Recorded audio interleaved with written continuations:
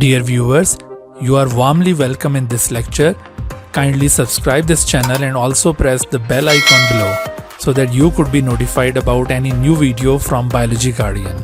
Thank you.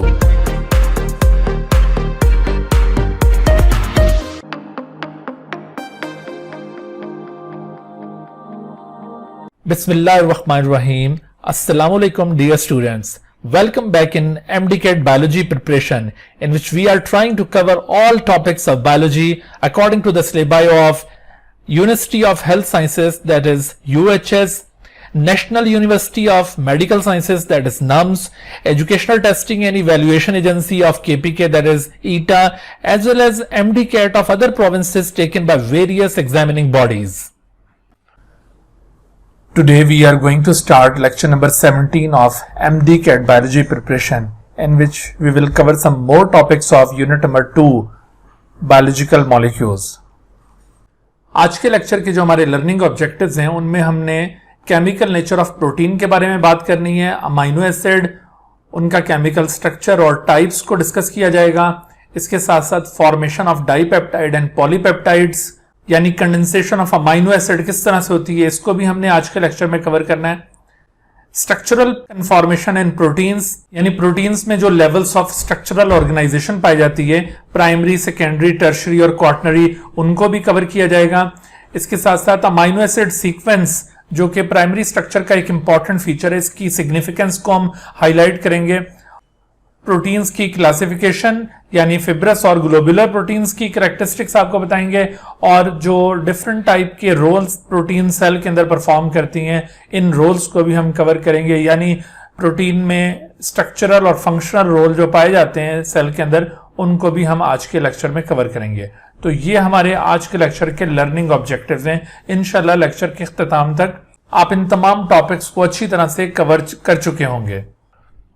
तो आइए lecture का बाकायदा आगाज करते हैं, लेकिन इससे पहले एक बात याद रखिए कि लेक्चर के इख्तिताम पर जब आपकी प्रिपरेशन कंप्लीट हो जाएगी, आप लेक्चर के सभी टॉपिक्स को अच्छी तरह से अंडरस्टैंड कर चुके होंगे और अपनी बुक से भी इन टॉपिक्स को प्रॉपरली रीड कर चुके होंगे, तो आप इस लेक्चर की डिस्क्रिप्शन में मौजूद एक टेस्ट के लिंक को क्लिक करके इस लेक्चर से रिलेटेड एमसीक्यूज पर मुश्तमिल एक असाइनमेंट हासिल कर सकते हैं। गूगल फॉर्म के थ्रू वो असाइनमेंट आपके पास ओपन हो जाएगी और आप उसको ऑनलाइन अटेम्प्ट करेंगे, और अटेम्प्ट करने के बाद उसे आप सबमिट कीजिएगा। तो जैसे ही आप उसे सबमिट करेंगे तो आपको उसका रिजल्ट भी मिल जाएगा। और अगर कोई क्वेश्चन आपको कंफ्यूजिंग लगे, आपको समझ में ना आए, या आप उसमें कोई डिस्कस करना चाहते हैं, then you can feel free to contact with me. तो आइए लेक्चर का बाकायदा आगाज करते हैं। प्रोटीन की एलिमेंटल कंपोजिशन के मुतालिक हम पिछले लेक्चर्स में ऑलरेडी पढ़ चुके हैं। आपको याद होगा कि प्रोटीन्स के मुतालिक आपको बताया गया था कि proteins are the compounds of carbon, hydrogen, oxygen, nitrogen और समटाइम सल्फर भी प्रोटीन के अंदर प्रेजेंट होता है। तो इस तरह से हम प्रोटीन की एलिमेंटल कंपोजिशन को डिस्क्राइब करते हैं। लेकिन अगर हम इसकी मॉलिक्यूलर कंपोजिशन को एक्सप्लेन करें तो प्रोटीन को डिफाइन करते हुए आप ये वर्डिंग यूज कर सकते हैं कि प्रोटीन्स आर पॉलीपेप्टाइड चेन्स, या फिर आप इसको और सिंपल वर्ड्स में अगर बयान करना चाहें तो आप कह सकते हैं कि proteins are polymers of amino acid. और अगर मजीद सादा अल्फाज में आप इसको बयान करना चाहते हैं तो आप इसे चेन्स ऑफ अमाइनो एसिड के तौर पर डिफाइन कर सकते हैं। यानी प्रोटीन कोई ऐसा कंपाउंड है जिसमें अमाइनो एसिड एक दूसरे के साथ यूं लिंक होते चले जाते हैं और इस तरह से एक चेन बनती है अमाइनो एसिड्स की। This chain of amino acid is known as protein, या इसको पॉलीमर ऑफ अमाइनो एसिड भी कहा जाता है, या इसको पॉलीपेप्टाइड चेन भी कहा जाता है। तो प्रोटीन की केमिकल नेचर आप इस तरह से डिफाइन कर सकते हैं। यानी इस केमिकल नेचर को अंडरस्टैंड करने के लिए हमें अमाइनो एसिड को पहले डिस्कस करना होगा, क्योंकि अमाइनो एसिड की ये चेन्स हैं, अमाइनो एसिड के ये पॉलीमर्स हैं, या फिर ये पॉलीपेप्टाइड चेन्स हैं। तो अमाइनो एसिड को पहले हमें कवर करना होगा। अमाइनो एसिड्स बुनियादी तौर पर ऑर्गेनिक एसिड की एक टाइप है। एक ऐसा ऑर्गेनिक एसिड है जिसमें कार्बोक्सिलिक एसिड ग्रुप और अमाइनो ग्रुप, ये दोनों एक ही कार्बन एटम के ऊपर मौजूद होते हैं, और उस कार्बन को कहते हैं alpha carbon. This carbon is known as alpha carbon. इसके एक एंड के ऊपर ये कार्बोक्सिलिक एसिड ग्रुप प्रेजेंट होगा COOH। इसको इस तरह से COOH इकट्ठा करके भी लिखा जा सकता है, या फिर C के ऊपर, कार्बन के ऊपर डबल बॉन्ड के साथ ऑक्सीजन और साथ इसके OH, तो ये ग्रुप कहलाता है कार्बोक्सिल ग्रुप या कार्बोक्सिलिक एसिड ग्रुप। तो ये इस कार्बन के एक एंड पर प्रेजेंट होगा, जबकि दूसरे एंड के ऊपर अमाइनो ग्रुप प्रेजेंट होगा। तो अमाइनो ग्रुप NH2 इसको लिखा जाता है। इसको यूं इकट्ठा करके NH2 यूं भी लिखा जा सकता है, या फिर आप इसको NH ऊपर और ये H एक साइड पे, इस तरह से भी आप लिख सकते हैं। तो ये कार्बन एटम जिसके ऊपर ये दोनों फंक्शनल ग्रुप्स प्रेजेंट हैं, इस कार्बन एटम को कहते हैं अल्फा कार्बन। तो अमाइनो एसिड ऑर्गेनिक एसिड की एक ऐसी किस्म है जिसमें ये दोनों फंक्शनल ग्रुप्स प्रेजेंट होंगे और ये सेम कार्बन एटम के ऊपर मौजूद होंगे, जिसे अल्फा कार्बन कहा जाएगा। अगर किसी कंपाउंड में इस तरह से दो डिफरेंट कार्बन्स के ऊपर ये ग्रुप्स प्रेजेंट हों, जैसे एक कार्बन ये कार्बोक्सिलिक एसिड ग्रुप कंटेन करता है, आप देखिए ये कार्बोक्सिलिक एसिड ग्रुप इस कार्बन पर है और इस कार्बन के ऊपर ये अमाइनो ग्रुप अगर लगा हुआ है, तो क्या इसे अमाइनो एसिड कह सकते हैं? No, this can not be called as amino acid. Amino acid organic acid की एक ऐसी टाइप होगी जिसमें एक ही कार्बन के ऊपर ये दोनों फंक्शनल ग्रुप्स प्रेजेंट होंगे। तो ऐसे ऑर्गेनिक एसिड को अमाइनो एसिड कह सकते हैं। अमाइनो एसिड में एक एंड के ऊपर इस तरह से हाइड्रोजन प्रेजेंट होगा और जबकि दूसरा एंड हमेशा एक R ग्रुप पर मुश्तमिल होगा। R for remaining, R for remaining. तो रिमेनिंग से यहां पर मतलब यह है कि कोई और एडिशनल एटम यहां पर मौजूद हो सकता है। यानी R ग्रुप ये बेसिकली एक वेरिएबल ग्रुप है जो कि एक सिंगल हाइड्रोजन पर भी मुश्तमिल हो सकता है किसी केस में, या फिर ये एक मिथाइल ग्रुप की फॉर्म में भी हो सकता है CH3, या फिर ये मजीद कोई कॉम्प्लेक्स हाइड्रोकार्बन चेन भी हो सकती है।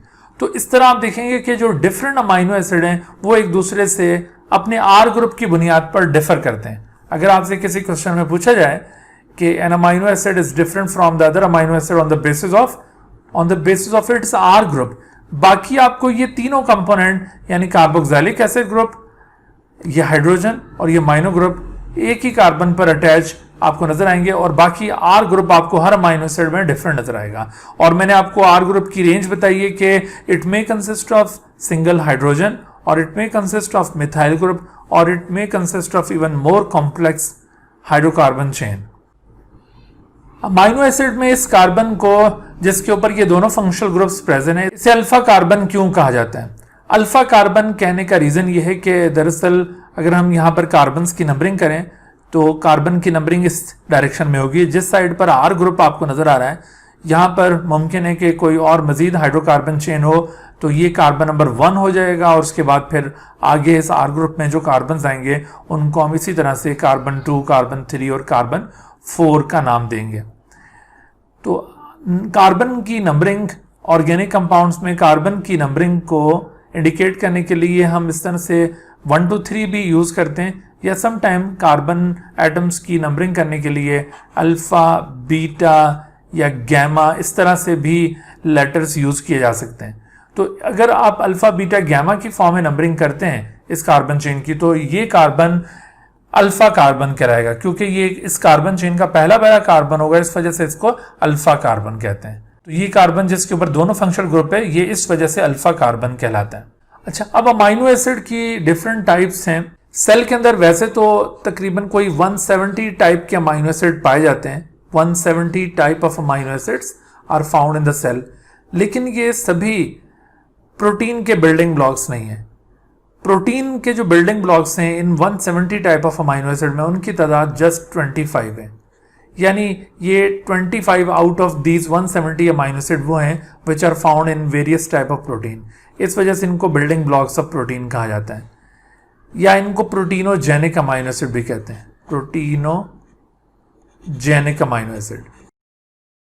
लेकिन इन प्रोटीनोजेनिक अमाइनो एसिड में से भी सिर्फ 20 अमाइनो एसिड ऐसे हैं जो कि डीएनए के जरिए इनकोड होते हैं।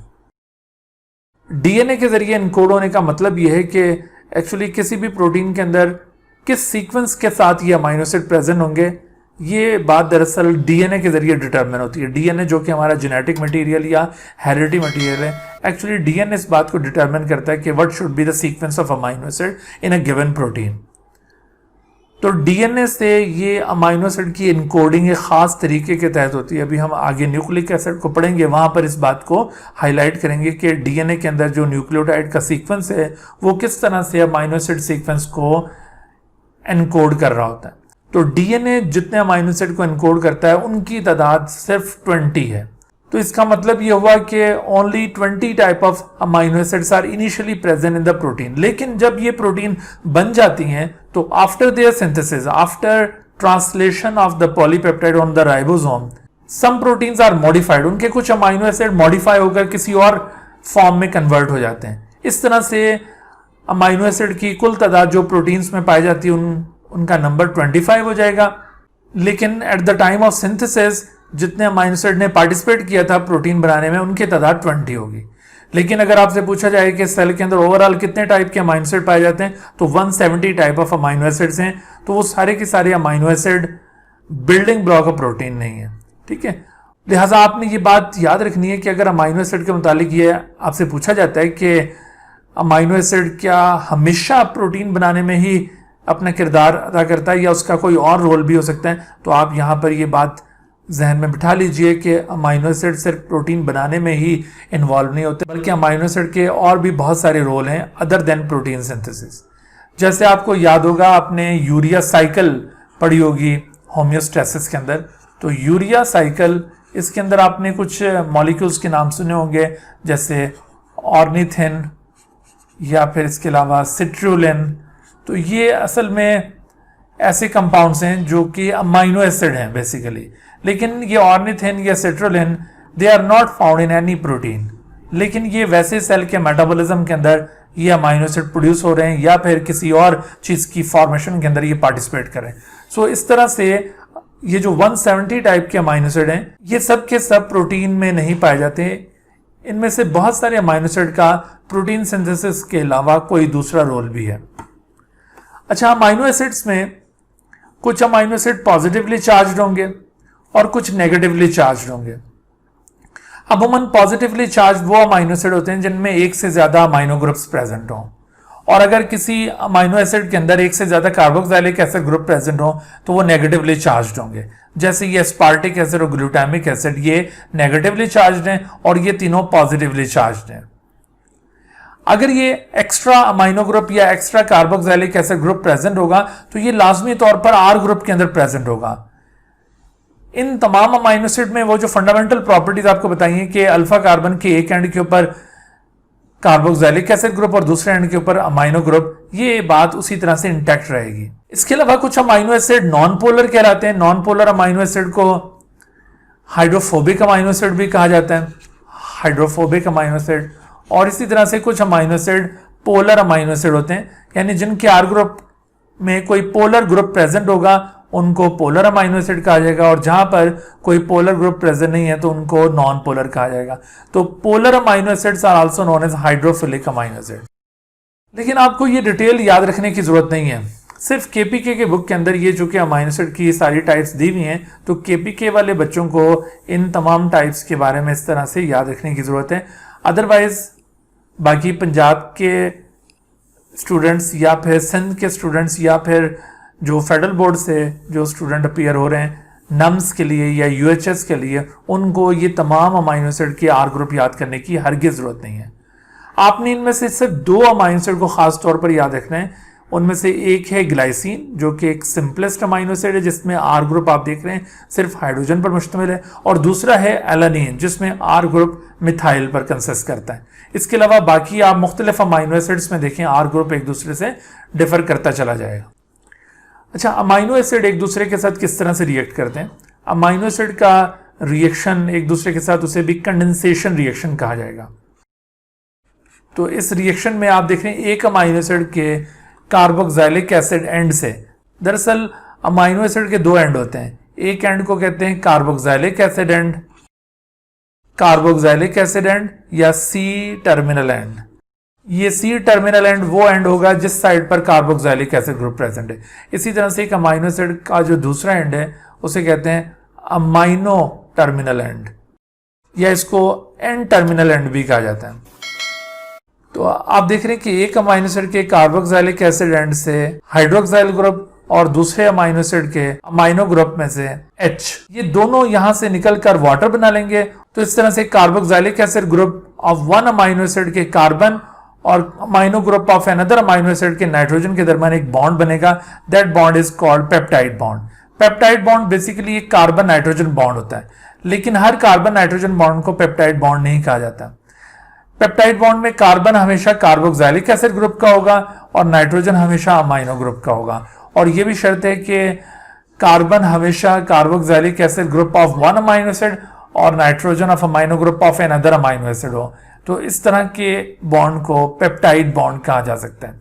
तो जब ये वाटर यहां से लिबरेट हो जाता है और कार्बन और नाइट्रोजन के दरमियान एक बॉन्ड बनता है जिसे पेप्टाइड बॉन्ड कहा जाता है। इस पेप्टाइड बॉन्ड की फॉर्मेशन के बाद एक प्रोडक्ट फॉर्म होगी जिसका नाम होगा डाईपेप्टाइड। जब भी दो अमाइनो एसिड इस तरह से कंडेंस कर जाएं तो इनकी जो कंडेंस प्रोडक्ट होती है उसे डाईपेप्टाइड कहा जाता है। आप देख रहे हैं इस डाईपेप्टाइड की फॉर्मेशन में पहला अमाइनो एसिड ग्लाइसिन है और जबकि दूसरा अमाइनो एसिड एलानिन है।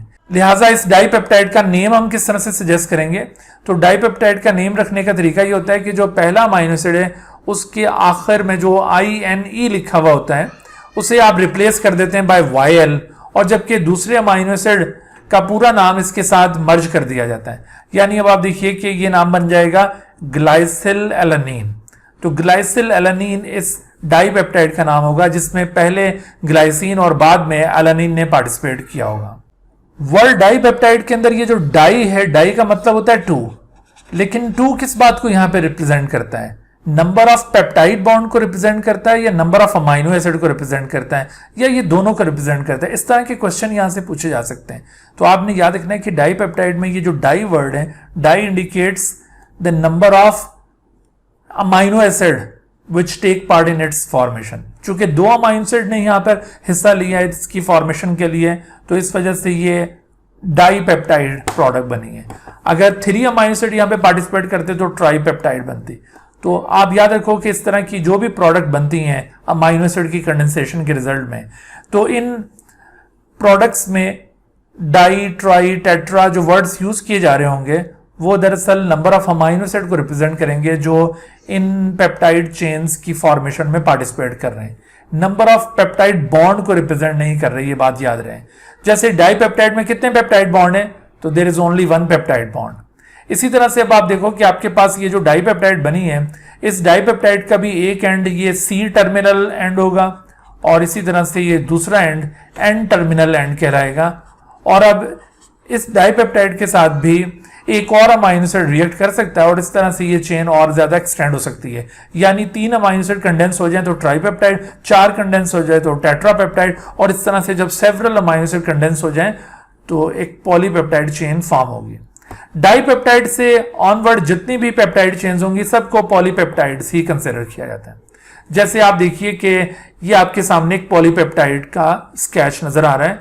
इस पॉलीपेप्टाइड में आप देख रहे हैं कि कितने अमाइनो एसिड मौजूद हैं। आपको इस तरह से भी क्वेश्चन पूछे जा सकते हैं कि कोई इस तरह की पॉलीपेप्टाइड चेन का स्केच दिया जाए और आपको कहा जाए कि identify how many amino acids are present in this polypeptide chain. तो आपने बहुत आसानी से इसको आइडेंटिफाई कर लेना है। यहां पर तो चलो कलर डिफरेंस से आपको समझ में आ रहा है कि ये जहां जहां पर भी आपको रेड कलर के कंपोनेंट्स नजर आ रहे हैं ये दरअसल R ग्रुप्स हैं। तो जितने R ग्रुप्स होंगे उतने अमाइनो एसिड दरअसल वहां पर प्रेजेंट होंगे। तो आप देख रहे हैं यहां पर कितने अमाइनो एसिड इस पॉलीपेप्टाइड में मौजूद हैं। 5 अमाइनो एसिड इस पॉलीपेप्टाइड की फॉर्मेशन में हिस्सा ले रहे हैं और इन 5 अमाइनो एसिड के नेम भी यहां पर इंडिकेट किए हुए हैं। लेकिन आप लोग सिर्फ 2 अमाइनो एसिड से फैमिलियर है। मैंने अभी आपको कहा था कि आपके कोर्स के अंदर ग्लाइसिन और एलानिन टाइप के अमाइनो एसिड हैं। यहां पर तो चले ये नीचे लिखा हुआ है कि कितने ग्लाइसिन और कितने एलानिन यहां पे प्रेजेंट हैं, लेकिन आपको यूं कोई भी पॉलीपेप्टाइड का स्केच दिखाकर पूछा जा सकता है कि how many glycine amino acids are there या how many alanine amino acids are there. तो आप देख रहे हो कि ये ग्लाइसिन अमाइनो एसिड है और इसी तरह से this one is the alanine amino acid. इसके अलावा बाकी आप देख रहे हैं ये सीरीन अमाइनो एसिड है, ये 3rd नंबर पर टायरोसिन है और ये लास्ट ल्यूसीन अमाइनो एसिड है। तो बाकी अमाइनो एसिड को आप फिक्रमंद ना हो कि आपको आइडेंटिफाई करना होगा। बाकी अमाइनो एसिड को आइडेंटिफाई करने को नहीं कहा जाएगा आपसे। आपको यूं कोई भी पेप्टाइड चेन दिखाकर आपसे पूछा जा सकता है कि इसमें ग्लाइसिन कितने हैं या एलानिन कितने हैं, या इसके अंदर ग्लाइसिन प्रेजेंट है या नहीं है। तो इस तरह के क्वेश्चन हो सकते हैं। या फिर आपसे यहाँ पर पेप्टाइड बॉन्ड को आइडेंटिफाई करने को कहा जा सकता है। यूं इस तरह से लेबल करने के बाद आपसे पूछा जा सकता है ए, बी, सी और डी, तो बताइए इनमें से पेप्टाइड बॉन्ड कौन सा है। तो यहाँ तो इसको ये हाईलाइट करके दिखाया हुआ है, आप इजीली आइडेंटिफाई कर जाएंगे यहाँ पर पेप्टाइड बॉन्ड ये सी है। लेकिन जरूरी नहीं है कि इसी तरह से आपको क्वेश्चन के अंदर यूं हाईलाइटेड नजर आए और आपको आसानी से पता चल जाए कि कौन सा पेप्टाइड बॉन्ड है। तो ये अमूमन इस तरह से हाईलाइट नहीं किया हुआ होता, सिर्फ यूं लेबलिंग हुई होती है और आपको पेप्टाइड बॉन्ड को आइडेंटिफाई करना होता है। पेप्टाइड बॉन्ड को आइडेंटिफाई करने के अलावा यहाँ पर नंबर ऑफ पेप्टाइड बॉन्ड भी पूछे जा सकते हैं। जैसे ये जो गिवन पॉलीपेप्टाइड है, इसके अंदर कितने पेप्टाइड बॉन्ड्स प्रेजेंट हैं। यहाँ तो आप पेप्टाइड बॉन्ड्स को बहुत आसानी से काउंट कर सकते हैं कि कितने पेप्टाइड बॉन्ड है, क्योंकि यहाँ पर हाईलाइट करके दिया हुआ है।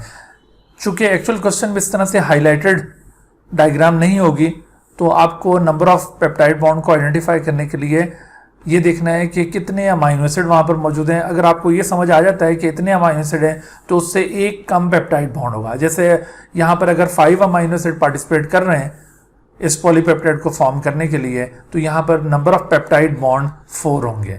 तो इस तरह से पेप्टाइड बॉन्ड हमेशा अमाइनो एसिड से एक कम होता है। जितने number of amino acid participate कर रहे हों, पेप्टाइड बॉन्ड की तादाद उससे एक कम होगी। तो ये दोनों जो रिलेशन है ना, number of amino acid and number of peptide bond in a polypeptide, इन दोनों का रिलेशन आपने याद रखना है। हमेशा इनका जो रिलेशन है वो अमाइनो एसिड की तादाद एक ज़्यादा और नंबर ऑफ पेप्टाइड बॉन्ड एक कम होगा। तो यूं कोई भी ऐसा क्वेश्चन पूछा जा सकता है कि when 10 amino acids are condensed how many peptide bond will be formed, या when 20 amino acids are condensed how many peptide bonds are formed. तो इस तरह के क्वेश्चंस यहाँ से हो सकते हैं। ना सिर्फ ये कंडेंसेशन से रिलेटेड क्वेश्चंस हो सकते हैं, बल्कि हाइड्रोलिसिस से रिलेटेड क्वेश्चंस भी हो सकते हैं। मिसाल के तौर पर अगर आपसे कहा जाए कि व्हेन अ पेंटापेप्टाइड, चूंकि ये 5 अमाइनो एसिड की एक चेन है तो ये पेंटापेप्टाइड कहलाएगी। When a pentapeptide is completely hydrolysed how many amino acids will be released. तो how many amino acid means pentapeptide है तो 5 amino acid will be release. और इसी तरह से how many peptide bonds will be broken down during the hydrolysis. तो चूंकि इसके अंदर 4 पेप्टाइड बॉन्ड थे तो 4 peptide bonds will be broken down. तो इस तरह के क्वेश्चन यहां से पूछे जा सकते हैं, इनके ऊपर आपकी तवज्जो रहनी चाहिए। अच्छा, इसमें डाईपेप्टाइड या ट्राईपेप्टाइड के हवाले से समटाइम क्वेश्चन पूछे जाते हैं, जैसे how many chemically different dipeptides can be produced by using 2 amino acid. जैसे अभी आपको प्रीवियस स्लाइड्स के अंदर दिखाया था कि ग्लाइसिन जब एलानिन के साथ कंडेंस होता है तो इन दोनों की कंडेंसेशन से एक डाईपेप्टाइड बनता है जिसका नाम ग्लाइसिल एलानिन होगा, और इसके अलावा वाटर मॉलिक्यूल सिंथेसाइज होगा। तो याद रखिए कि ये जो ग्लाइसिल एलानिन है, इसमें पहला अमाइनो एसिड ग्लाइसिन और दूसरा एलानिन है। अगर आप ये एलानिन को पहले रखें और ग्लाइसिन को बाद में रखें तो अब की दफ़ा ग्लाइसिल एलानिन नहीं बनेगा बल्कि एलानाइल ग्लाइसिन बन जाएगा। इस तरह से ये जो ग्लाइसिल एलानिन और एलानाइल ग्लाइसिन है ये दोनों केमिकली डिफरेंट हैं। तो आपसे सवाल ये पूछा गया कि how many chemically different dipeptides can be produced by using 2 amino acid. आप इस तरह से 2 अमाइनो एसिड को यूज करते हुए आप कितने केमिकली डिफरेंट डाईपेप्टाइड बना सकते हैं। तो इसका राइट आंसर है 4। यहाँ पर अक्सर बच्चे 2 आंसर पिक कर रहे होते हैं तो आपका आंसर गलत हो जाएगा। आपने याद रखना है यहाँ पर राइट आंसर है 4। वो कैसे? वो इस तरह से कि देखिए ये ग्लाइसिन और एलानिन जब आपस में रिएक्ट करते हैं तो ग्लाइसिल एलानिन बनता है, और इसी तरह से जब एलानिन ग्लाइसिन के साथ रिएक्ट करेगा तो एलानाइल ग्लाइसिन बनेगा। मैंने अभी आपको बताया कि ये दोनों केमिकली डिफरेंट हैं, लेकिन अगर ये ग्लाइसिन ग्लाइसिन के साथ रिएक्ट करे तो अब जो प्रोडक्ट बनेगी उसे कहा जाएगा ग्लाइसिल ग्लाइसिन। और इसी तरह से अगर एलानिन एलानिन के साथ कंडेंस हो तो अब जो प्रोडक्ट बनेगी उसे एलानाइल एलानिन कहा जाएगा। और यूं chemically 4 different dipeptides can be produce. तो ऐसे क्वेश्चन अक्सर पूछे जाते हैं कि आपको 2 अमाइनो एसिड दिए होंगे और आपसे कहा जाएगा कि how many chemically different dipeptides can be produce. तो इसको सॉल्व करने का तरीका क्या होगा? समटाइम आपको नंबर ऑफ अमाइनो एसिड इससे ज्यादा भी दिए जा सकते हैं। इसको सॉल्व करने का तरीका ये है कि आपने ये फार्मूला यूज करना है। इस फार्मूले में आप देखें x पावर n, यहां पर n जो है वो एक्सपोनेंट के अंदर है और जबकि x यहां पर बेस है, जबकि यहां पर x किस बात को रिप्रेजेंट कर रहा है? टाइप ऑफ अमाइनो एसिड को। आपको जितने भी अमाइनो एसिड की टाइप्स गिवन हो, मिसाल के तौर पर जैसे अभी क्वेश्चन के अंदर 2 अमाइनो एसिड की बात हुई थी, तो 2 आपने x के बराबर कंसिडर करना है और इसके अलावा n क्या चीज होगी? तो n represents the type of peptide chain. जैसे यहां पर पेप्टाइड चेन की टाइप कौन सी पूछी गई आपसे? डाइपेप्टाइड। तो डाई के अंदर चूंकि 2 होता है, डाइपेप्टाइड 2 अमाइनो एसिड की प्रोडक्ट है, तो आपने ये n 2 के इक्विवेलेंट कंसिडर करना है। यानी इस फार्मूले के मुताबिक टाइप ऑफ अमाइनो एसिड भी 2 और उसके ऊपर जो एक्सपोनेंट लगेगा वो भी 2, और इसको आप सॉल्व करते हैं तो इस तरह से आपके पास आंसर 4 आ जाता है। लेकिन अगर किसी क्वेश्चन में आपसे ये कहा जाए कि how many chemically different dipeptides can be produced bye 3 amino acid, अब यहां पर टाइप ऑफ अमाइनो एसिड 3 दिया हुआ है, तो ऐसी सूरत में आपने 3 के ऊपर एक्सपोनेंट 2 रखना होगा। यानी ऐसी सूरत में अब ये 3 बेस हो जाएगा और एक्सपोनेंट वही 2 रहेगा, क्योंकि 2 डाइपेप्टाइड को इंडिकेट कर रहा है और हम इस वक्त चूंकि डाइपेप्टाइड पूछ रहे हैं, यानी आपने 3 का स्क्वायर लेना है। तो 3 का स्क्वायर क्या हो जाएगा? 3 इंटू 3 दैट इज 9। तो 9 type of dipeptides are possible by using 3 amino acid. तो आपने इसकी तमाम पॉसिबल कॉम्बिनेशन बनानी है, तब आपके पास ये 9 टाइप के डाइपेप्टाइड्स पॉसिबल होंगे। इसी तरह से अगर आपको 4 अमाइनो एसिड दिए होते हैं, 3 के बजाय यहां पर 4 अमाइनो एसिड प्रेजेंट होते हैं, तो आपने 4 के लिए 4 का स्क्वायर लेना था और ये आंसर आ जाता 16। तो 4 इंटू 4 दैट इज 16। तो यूं आपसे अगर पूछा जाए कि भाई बताइए 20 अमाइनो एसिड को अगर आप वेरियसली अरेंज करते हैं तो कितने डिफरेंट डाइपेप्टाइड पॉसिबल है, तो आपने 20 का स्क्वायर ले लेना है और 20 का स्क्वायर क्या होगा? 20 इंटू 20 दैट इज 400। तो 400 डिफरेंट डाइपेप्टाइड्स आर पॉसिबल। आपने इस तरह से इसको सॉल्व करना है। अच्छा, बिल्कुल इसी तरह से जैसे भी आपको ये टाइप ऑफ अमाइनो एसिड या number of amino acid change कर करके क्वेश्चंस दिए हैं, बिल्कुल इसी तरह से ये डाइपेप्टाइड की जगह ट्राइपेप्टाइड या टेट्रापेप्टाइड भी आ सकता है। तो अगर ये डाइपेप्टाइड की जगह ट्राइपेप्टाइड आ जाए तो आपने एक्सपोनेंट को 2 के बजाय 3 ले लेना है, टेट्रापेप्टाइड आ जाए तो 3 के बजाय आपने 4 ले लेना है। इस तरह से आपने इसको सॉल्व करना है। तो इस फार्मूले के जरिए आप इजीली ये कैलकुलेट कर सकते हैं कि आपको कोई भी जो given number of amino acid दिए हैं उनसे जो पर्टिकुलर टाइप की पॉलीपेप्टाइड है वो कितनी डिफरेंट पॉलीपेप्टाइड्स पॉसिबल है। आई होप कि आप अच्छी तरह से समझ चुके होंगे। अच्छा, उसके बाद आप देखिए कि प्रोटीन में जो स्ट्रक्चरल कन्फॉर्मेशन पाई जाती है या स्ट्रक्चर्स ऑफ प्रोटीन वो किस किस्म के हैं? Protein 4 different levels of organisation में पाए जाने वाला मॉलिक्यूल है। जब प्रोटीन मॉलिक्यूल सिंथेसाइज होता है on the surface of ribosome during the process of translation, उस वक्त जो इसका स्ट्रक्चर होता है उसे कहते हैं प्राइमरी स्ट्रक्चर। लेकिन उसके बाद जब प्रोटीन फंक्शन परफॉर्म करना शुरू करती है किसी सेल के अंदर, तो उस वक्त प्रोटीन में आपको प्राइमरी स्ट्रक्चर के बजाय कोई और स्ट्रक्चर नजर आएगा, यानी सेकेंडरी, टर्शियरी या क्वार्टनरी। देखिए, प्राइमरी स्ट्रक्चर जो होता है ना, प्राइमरी स्ट्रक्चर इसकी 2 खास कैरेक्टरिस्टिक्स हैं।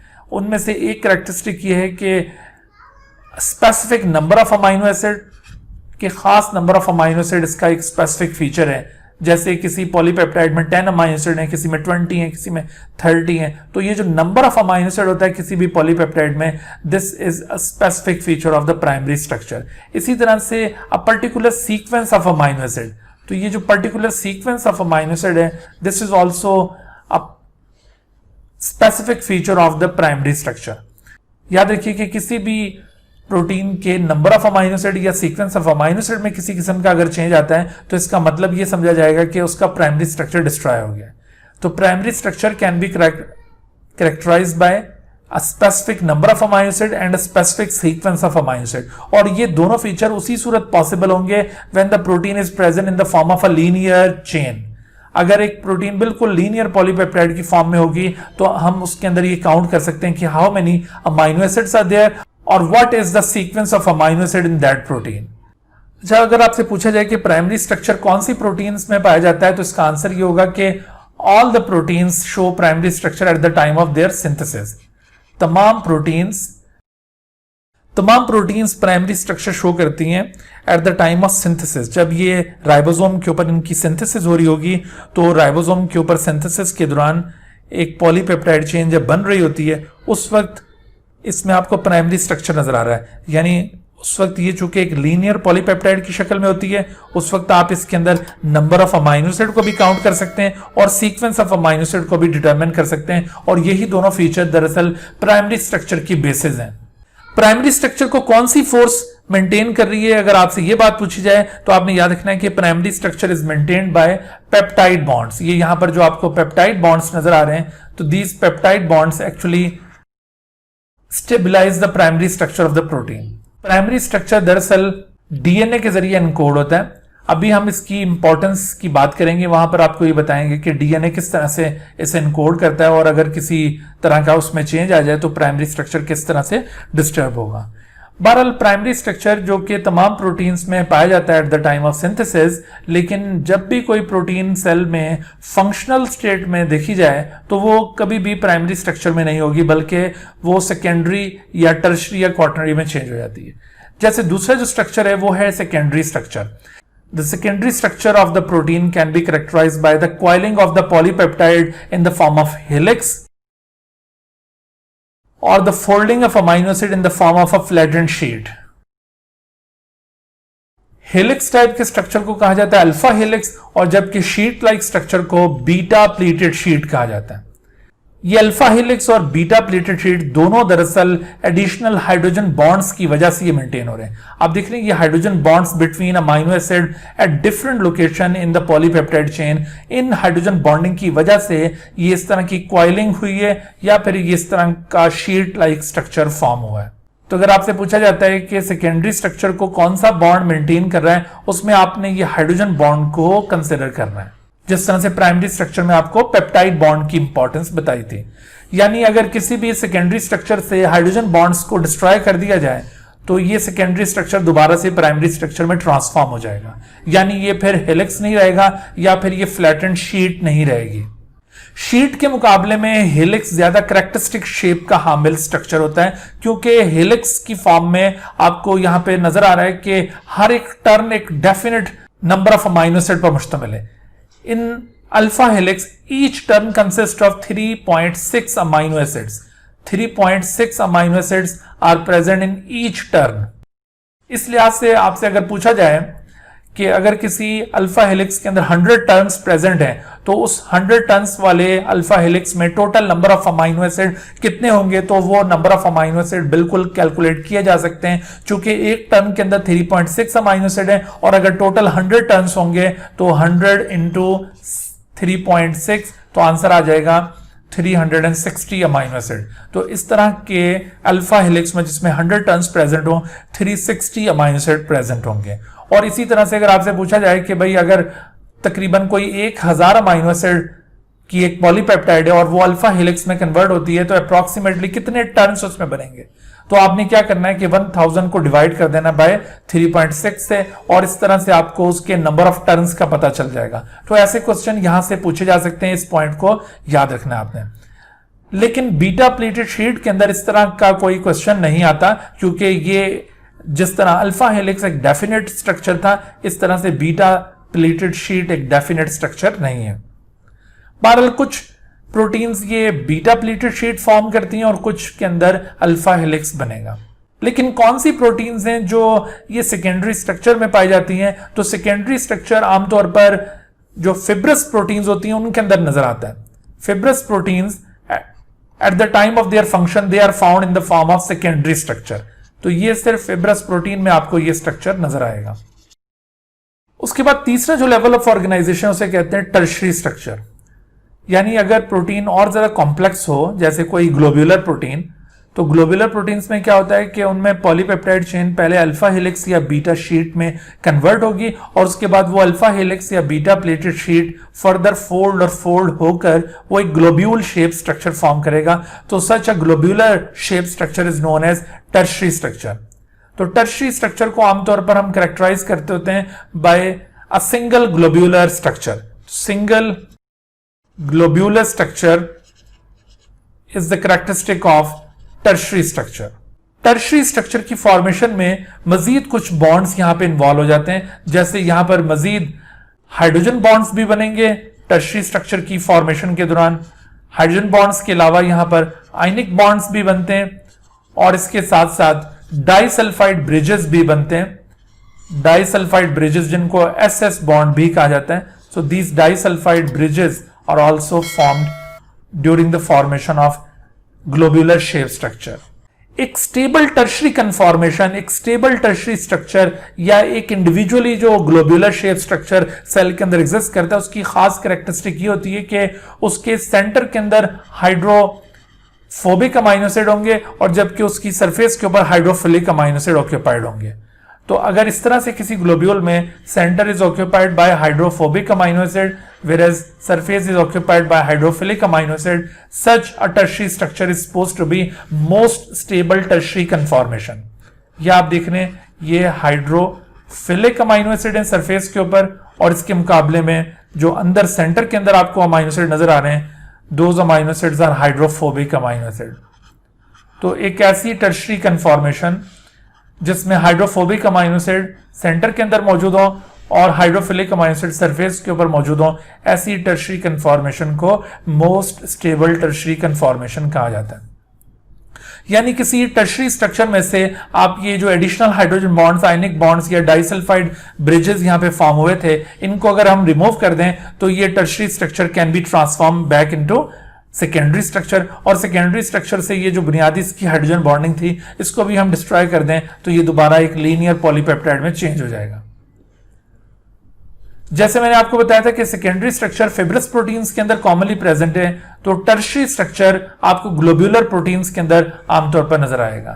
It is shown by globular proteins.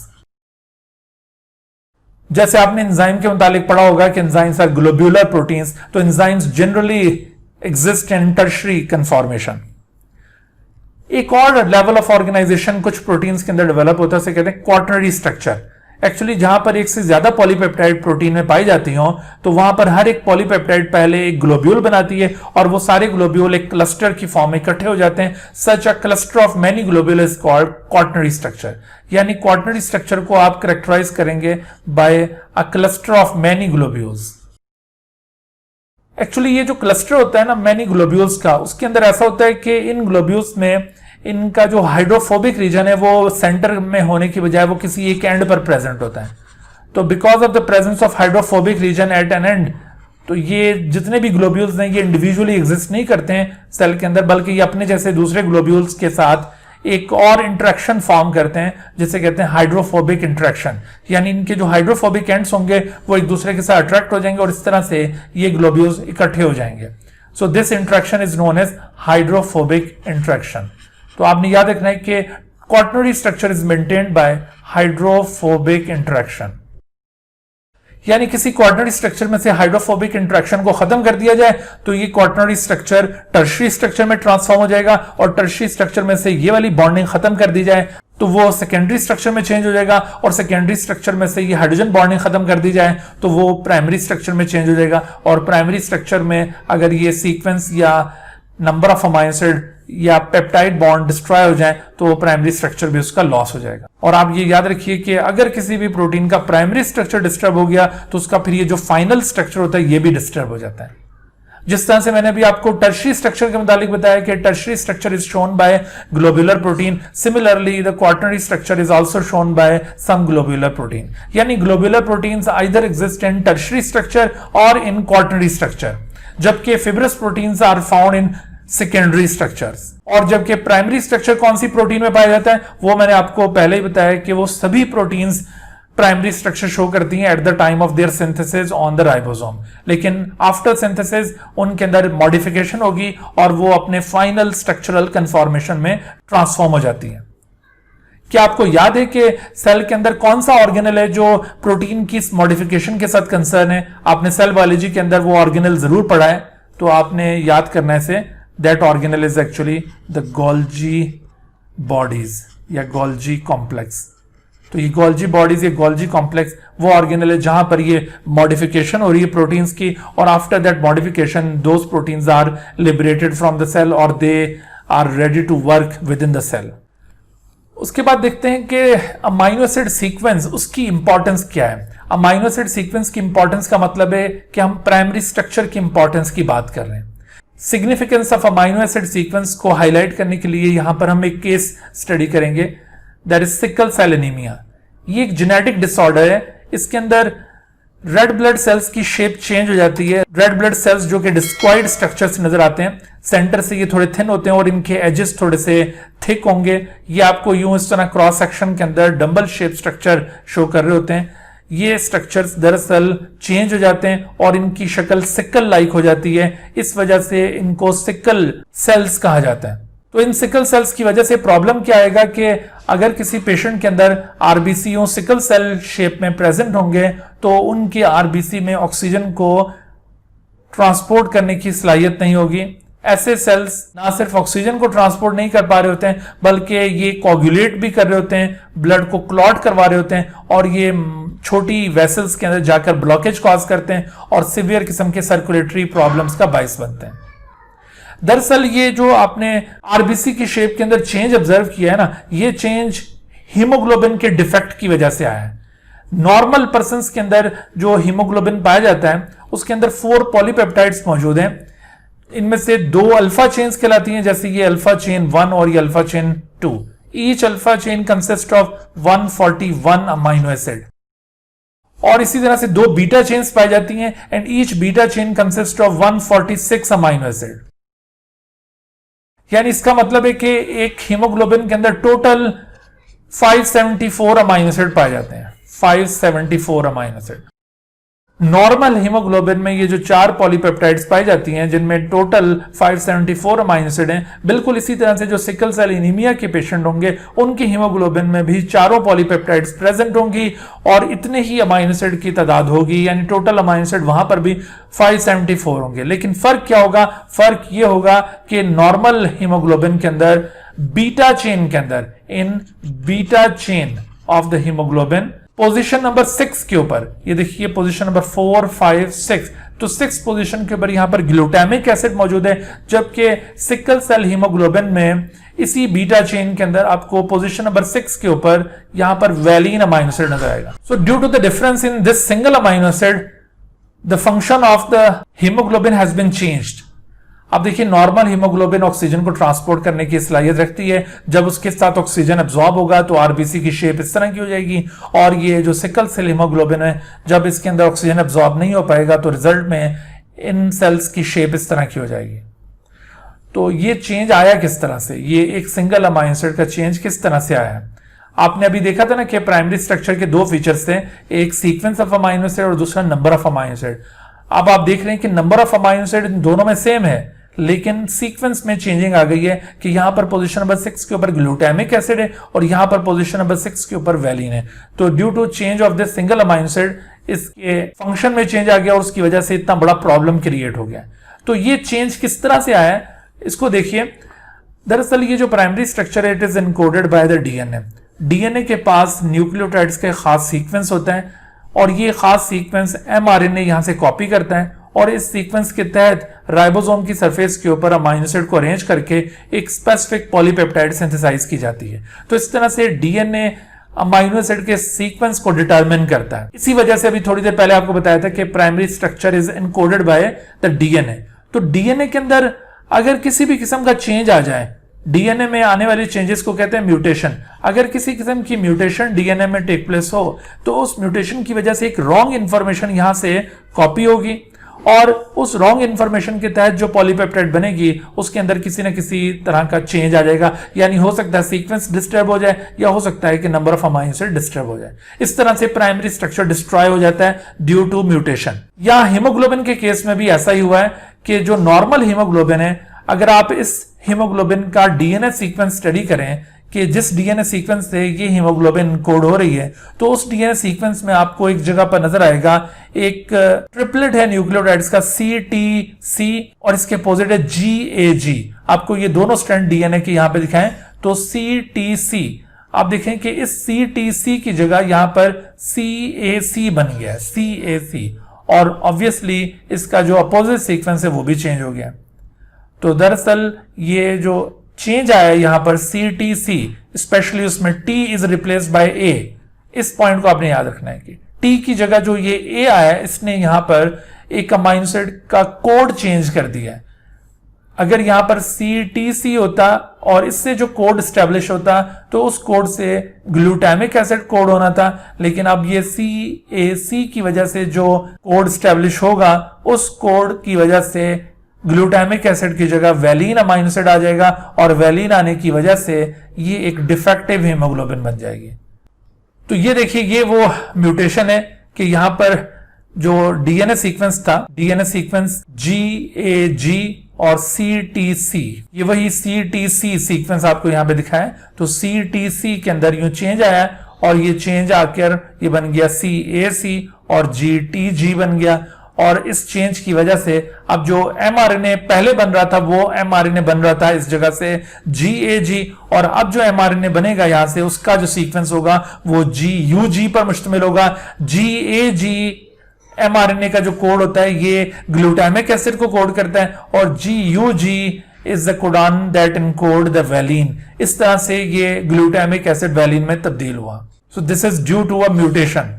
तो आपने ऑब्जर्व किया कि डीएनए के अंदर चेंजेस की वजह से प्रोटीन के अमाइनो एसिड सीक्वेंस या नंबर में चेंज आता है, यानी प्राइमरी स्ट्रक्चर डिस्ट्रॉय हो जाता है और प्राइमरी स्ट्रक्चर के डिस्ट्रॉय होने की वजह से प्रोटीन का जो फाइनल स्ट्रक्चर है वो चेंज हो जाता है और प्रोटीन का फंक्शन चेंज हो जाता है। इस तरह से प्रोटीन नॉन फंक्शनल हो जाती है।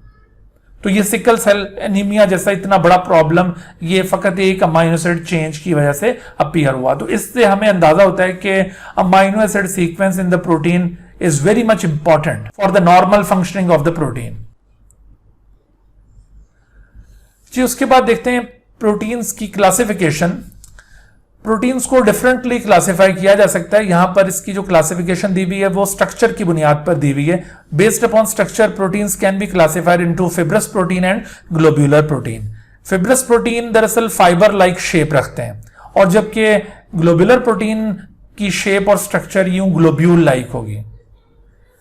फिब्रस प्रोटीन और ग्लोब्यूलर प्रोटीन्स में अगर हम मजीद डिफरेंसेस देखें तो आपको सबसे पहला डिफरेंस यहां पर शेप और स्ट्रक्चर के लिहाज से नजर आएगा कि fibrous proteins are long and narrow, ये थ्रेड और फिलामेंटस होती हैं और ये आमतौर पर सेकेंडरी स्ट्रक्चर में पाए जाने वाली प्रोटीन्स हैं, जबकि इसके मुकाबले में globular proteins short and broad और ओवल, ये स्फेरिकल बॉल लाइक ये प्रोटीन्स होती हैं और ये आमतौर पर टर्शरी या फिर क्वार्टनरी स्ट्रक्चर में पाई जाती हैं। इसी तरह से आप इनकी सॉल्युबिलिटी वाटर के अंदर ऑब्जर्व करें तो फिब्रस प्रोटीन्स आर इनसॉल्युबल जबकि globular proteins are soluble. Texture का जहां तक ताल्लुक है तो फिब्रस प्रोटीन इलास्टिक नेचर रखती हैं, फ्लेक्सिबल हैं, जबकि ग्लोब्यूलर प्रोटीन इनइलास्टिक होंगी और टफ होंगी। और इनकी अगर क्रिस्टलाइन नेचर को ऑब्जर्व किया जाए तो fibrous proteins can not B crystallise, on the other hand globular protein can be crystallise, यानी इनको छोटे छोटे से टुकड़ों में तोड़ा जा सकता है। आप इनके ऊपर प्रेशर अप्लाई करेंगे तो बीइंग इनइलास्टिक एंड टफ ये इस तरह से छोटे छोटे टुकड़ों में टूट जाएगी, लेकिन ये चूंकि फिब्रस प्रोटीन इलास्टिक और फ्लेक्सिबल इन नेचर है लिहाजा इनके ऊपर कोई प्रेशर अप्लाई किया जाए तो ये इस तरह के छोटे टुकड़ों में नहीं टूटती, ये इसी तरह से फाइबर लाइक रहती हैं। अमाइनो एसिड सीक्वेंस अगर इनका कंपेयर किया जाए तो आप देखेंगे कि फिब्रस प्रोटीन के अंदर कुछ मखसूस अमाइनो एसिड रिपीट हो रहे होते हैं, हर थोड़े वक्फे के बाद वो अमाइनो एसिड रिपीट हो रहे होते हैं, लेकिन यहाँ ग्लोब्यूलर प्रोटीन में इस तरह की कोई रिपीटिशन आपको नजर नहीं आएगी। इर्रेगुलर अमाइनो एसिड सीक्वेंस इनके अंदर पाया जाता है, लेकिन एक पर्टिकुलर ग्लोब्यूलर प्रोटीन में जो अमाइनो एसिड सीक्वेंस होगा उसकी बकाया कॉपीज में भी वही अमाइनो एसिड सीक्वेंस होगा। ऐसा नहीं है कि एक ही ग्लोब्यूलर प्रोटीन की जो डिफरेंट कॉपीज होंगी उनके अंदर अमाइनो एसिड सीक्वेंस एक दूसरे से वेरी करता होगा, ऐसा नहीं है। इर्रेगुलर जरूर है कि उसमें कोई खास पैटर्न नहीं है, रेपिटेशन नहीं है, अदरवाइज ऐसा नहीं होगा कि एक ही प्रोटीन की दो कॉपीज के अंदर अमाइनो एसिड सीक्वेंस डिफरेंट हो, ऐसा नहीं होगा।